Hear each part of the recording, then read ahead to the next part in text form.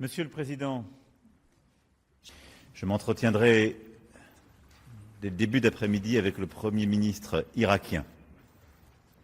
Nos soldats ont été frappés, alors que, comme nous le faisons depuis plusieurs années, ils luttaient dans le cadre d'une coalition internationale contre les résurgences du terrorisme dans la région et au service de la souveraineté irakienne.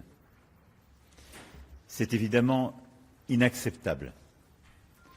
Face à la guerre en cours, la position de la France est purement défensive, en soutien à ses alliés, et ne saurait justifier jamais qu'on s'en prenne à elle. La France continuera de faire preuve de sang-froid, de calme, de détermination, d'être fiable vis-à-vis de nos partenaires, de protéger nos ressortissants et de défendre nos intérêts et notre sécurité. Et rien, jamais, ne nous détournera de ces objectifs. L'Ukraine, des efforts que nous y faisons, laquelle fait face depuis plus de 4 ans avec une ténacité et un courage remarquables à l'agression de la Russie. Notre soutien ne faiblira pas. Je l'ai dit le 24 février dernier, les dynamiques actuelles signent d'ores et déjà un triple échec pour Moscou. Un échec stratégique, un échec économique, une faillite morale. Aujourd'hui, la Russie croit peut-être que la guerre en Iran va lui offrir un répit, elle se trompe. Nous avons, dans le cadre du G7 que j'ai tenu il y a 2 jours, mercredi, réaffirmé que le contexte de montée des prix du cours du pétrole ne doit en aucun cas amener à revoir notre politique de sanctions à l'égard de la Russie. C'est la position que le G7 a tenue, c'est la position évidemment de la France et de l'Europe. Il est aussi étrange de voir la Russie appeler à un cessez-le-feu au Moyen-Orient, alors qu'elle refuse depuis plus d'1 an avec obstination tout cessez-le-feu plusieurs fois présenté par le président Trump et d'autres pour l'Ukraine. Le 24 février dernier, l'Assemblée générale des Nations unies a adopté par 107 voix une résolution pour soutenir une paix durable en Ukraine, appelant à un cessez-le-feu immédiat, complet et inconditionnel. Cette résolution a été rejetée par la Russie, une fois encore.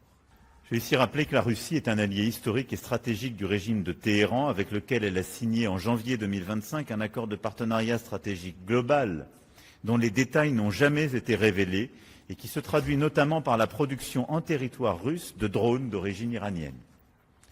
Je le dis aussi pour bonne mémoire et pour que toutes les nations qui sont engagées en guerre contre l'Iran, ce qui n'est pas le cas de la France, je l'ai rappelé, mais soient cohérentes dans les positions tenues et qu'elles sachent avec qui ces drones sont produits. Personne n'ignore que le ciel ukrainien a malheureusement été un banc d'essai pour les drones iraniens qui tombent aujourd'hui dans le Golfe et sur certains de nos alliés. C'est pourquoi je sais que le Président a raison, et je l'en remercie, a tout de suite souhaité soutenir ces nations et apporter les solutions ukrainiennes, votre innovation, vos capacités. En tout cas, dans ce moment que nous vivons, je le disais, notre engagement en faveur de l'Ukraine, nous le tiendrons. Car il en va de la sécurité de l'Ukraine, mais également de l'Europe et de la France. Dans le processus en faveur d'une paix juste et durable, l'Europe a un rôle de tout premier plan à jouer. L'Union européenne et ses États membres sont le premier contributeur à la résilience de l'Ukraine depuis le début de la guerre. Nous avons aussi décidé en décembre dernier d'un prêt de 90 milliards d'euros. Cet engagement sera tenu. Et je le dis ici avec force et clarté, si des désaccords s'expriment, c'est le devoir de chaque nation de tenir les promesses qui sont faites et les engagements politiques qui ont été pris par tous en décembre dernier. Le soutien que nous apportons, c'est aussi celui à travers la coalition des volontaires que nous avons lancée il y a maintenant un peu plus d'1 an avec le Royaume-Uni, qui contribuera aux garanties de sécurité de l'Ukraine, aux côtés de nos partenaires des États-Unis d'Amérique, qui sont le pilier indispensable d'une paix juste et durable. Nous l'avons démontré le 6 janvier dernier, la planification est maintenant achevée et nous sommes prêts. Можуть бути різні оцінки цієї американської кампанії проти іранського режиму, але будь-кому складно сперечатися із тим, що цей режим в Ірані терористичний і всьому регіону, і самому самому Ірану точно потрібно значно більше поваги до життя і більше захисту життя, передусім від цього режиму в Ірані. Україна може зробити внесок в стабілізацію. Вже більше 10 країн звернулось до нас за підтримкою в захисті від шахедів іранських ударних дронів. Це фактично ті ж ударні дрони, які іранський режим передавав Росії і навчав росіян застосовувати їх проти мирного населення України. Зараз ми в Україні маємо найбільшу в світі експертизу в протидії шахедам через всю війну, безумовно, через всі ці масовані атаки. Це і створення перехоплювачів, це наші нова наша експертиза і системний захист від дронів, передусім іранських.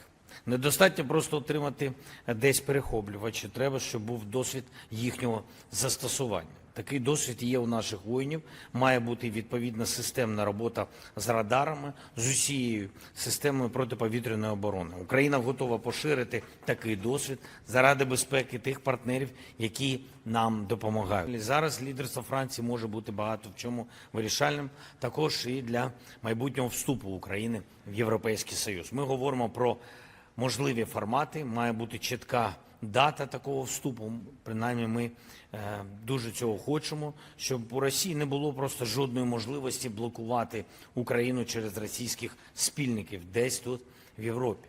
Важливо і надалі продовжувати тиск на Росію за цю війну.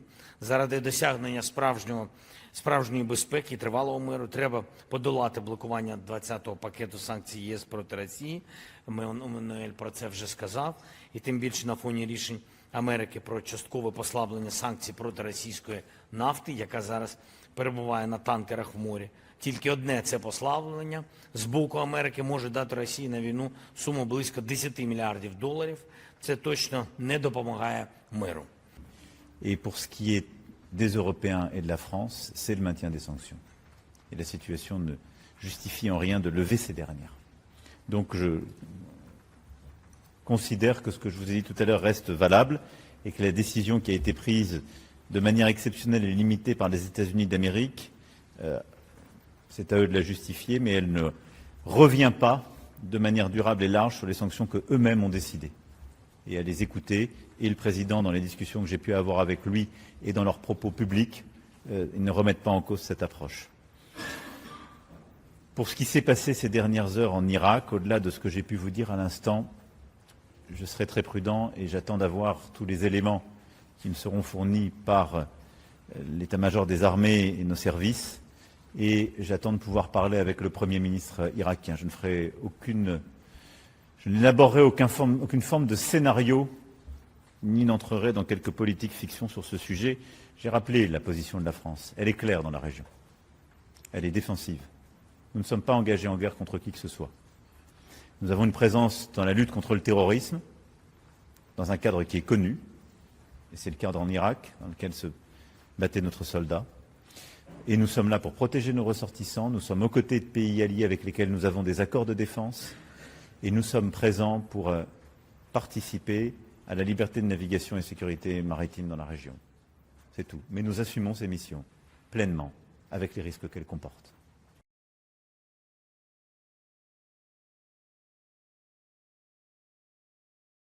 Jelajahi cara baru mendapatkan informasi. Download Metro TV Extend sekarang.